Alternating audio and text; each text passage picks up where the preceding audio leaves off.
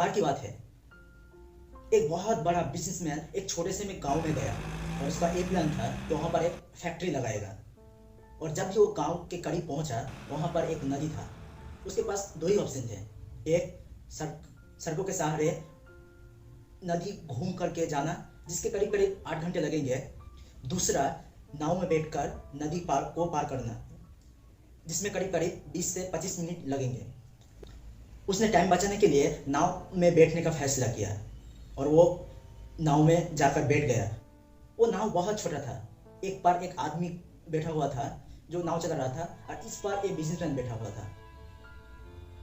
नाव में बैठने के कुछ समय बाद ही उस बिजनेसमैन ने उस नाव वाले को कहा, क्या तुझे पता है कि तेरे नाव में कौन बैठा है? उस नाव वाले ने बहुत ही भोलेपन से कहा कि नहीं साहब, मुझे नहीं पता है कि आप कौन हो। तो उस बिजनेसमैन ने कहा, क्या तू अखबार नहीं पढ़ता है? हर दूसरे दिन मेरे फोटो आते हैं अखबारों पर।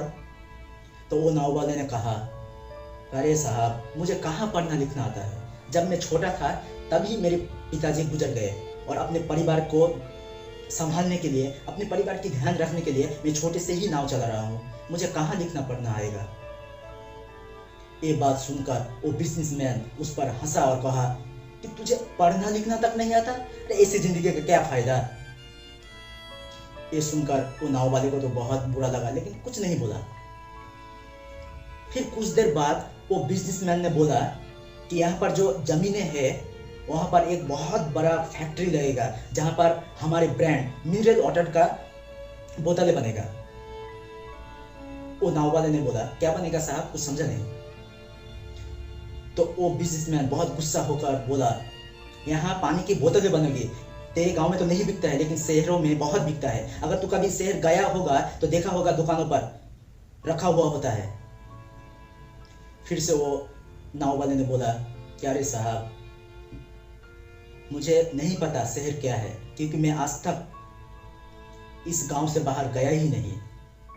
तो उस बिजनेसमैन ने उसका मजाक उड़ाते हुए कहा कि तू इस गांव से कभी बाहर ही नहीं गया, तुझे पता ही नहीं शहर क्या होता है? अरे ऐसे जिंदगी का क्या फायदा, इससे अच्छा तो मर ही जाता।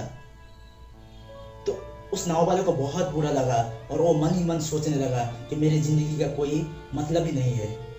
और ये सोचते ही उस नाव वाले के ध्यान उस नाव से हटा और एक बहुत बड़े पत्थर से टक्कर हो गई और नाव में पानी भरने लगा, नाव डूबने लगी।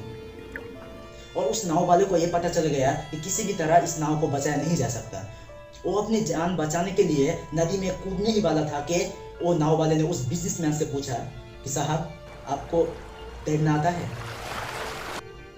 तो उस बिजनेसमैन ने बहुत घबराते हुए कहा कि ऐसे क्यों पूछ रहे हो, मुझे तैरना नहीं आता।